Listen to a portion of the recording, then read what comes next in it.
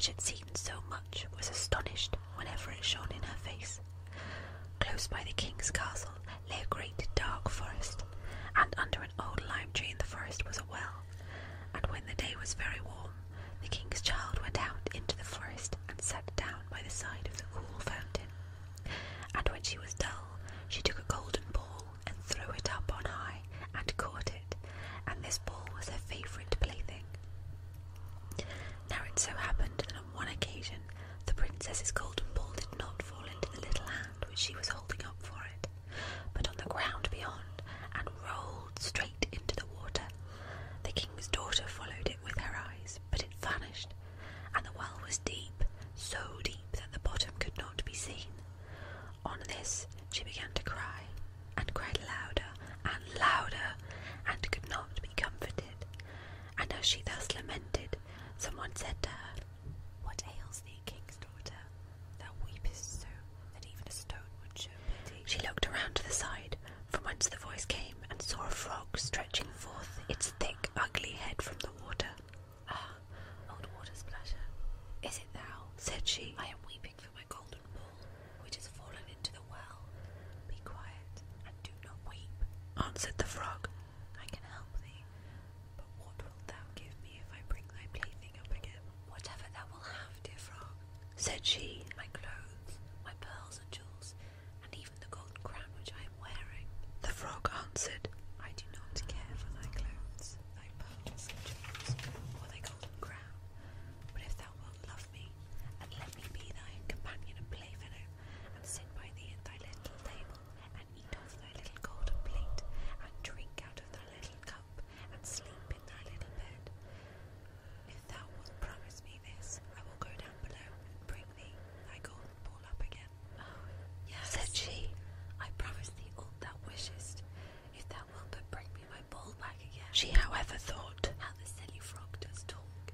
He lives in the water with the other frogs, and croaks, and can be no companion to any human being." But the frog, when he had received this promise, put his head into the water and sank down, and in a short while came swimming up again with the ball in his mouth, and threw it on the grass. The king's daughter was delighted to see her pretty plaything once more, and picked it up and ran away with it. Wait, said the frog, "take me with thee. I can't run as thou can." But what did it avail him to scream his croak, croak after her, as loudly as he could? She did not listen to it, but ran home, and soon forgot the poor frog, who was forced to go back into his well again. The next day, when she had seated herself at the table with the king and all the courtiers, and was eating from her little golden plate, something came creeping, splish, splash, splish, splash, up the marble staircase, and when it had got to the top, it knocked at the door and cried, "Princess, youngest princess, open the door for me." She ran to see who was outside. When she opened the door, there sat the frog in front of it. Then she slammed the door to in great haste, and sat down to dinner again, and was quite frightened. The king saw plainly that her heart was beating violently, and said, "My child, what art thou so afraid of? Is there perchance a giant outside who wants to carry thee away?" "Ah, no," replied she. "It is no giant, but a disgusting frog." "What does a frog want with thee?" "Oh, dear father, yesterday, as I was in the forest sitting by the well, playing, my golden ball fell into the water, and because I cried so, the frog brought it out again for me, and because he so insisted, I promised him he should be my companion, but I never thought he would be able to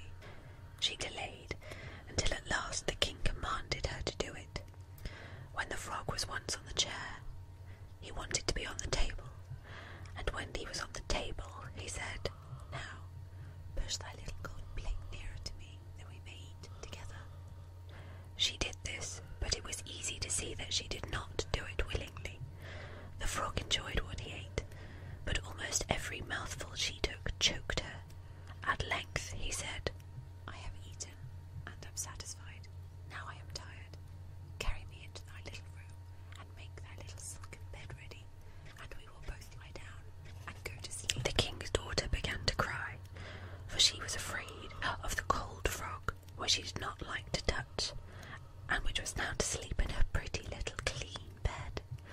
But the king grew angry and said, "He who helped thee when thou wert in trouble ought not afterwards to be despised by thee." So she took hold of the frog with 2 fingers, carried him upstairs, and put him in a corner. But when she was in bed, he crept to her and said, "I am tired. I want to sleep as well as thou. Lift me up, or I will tell thy father." Then she was terribly angry, and took him and threw him with all her might against the wall. "Now thou wilt be quiet, odious frog," said she. But when he fell down, he was no frog, but a king's son with beautiful kind eyes. He, by her father's will, was now her dear companion and husband. Then he told her how he had been bewitched by a wicked witch, and how no one could have delivered him from the well but herself, and that tomorrow they would go together into his kingdom. Then they went to sleep, and next morning when the sun awoke them, a carriage came driving up with 8 white horses.